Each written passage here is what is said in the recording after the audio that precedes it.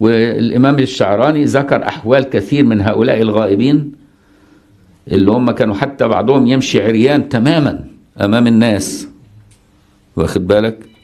ويقوم يجي العيال الوهابية اللي مش فاهمين يقول لك إيه الحاجات دي بقى، ده والي ده، لأنه مش فاهم حال الفناء الروحي.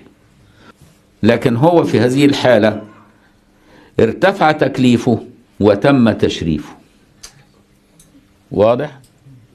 ارتفع تكليفه وتم تشريفه، عشان كده لا اعتراض عليه.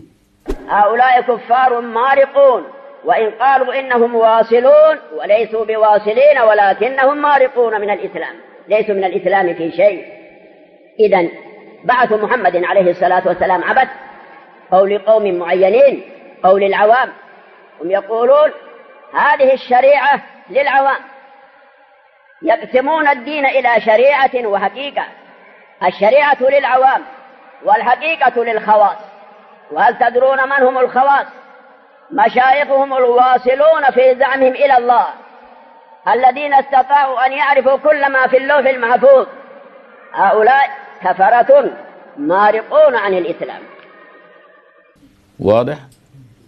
ارتفع تكليفه وتم تشريفه، عشان كده لا اعتراض عليه.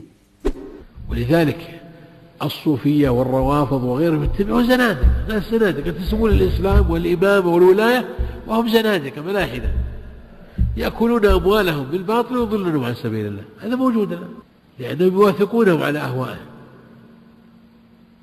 بيحول لهم المحرم ويعذرونهم في ترك الواجب إلى غير ذلك. هذه فتنة ومصيبة نعوذ بالله. نعم.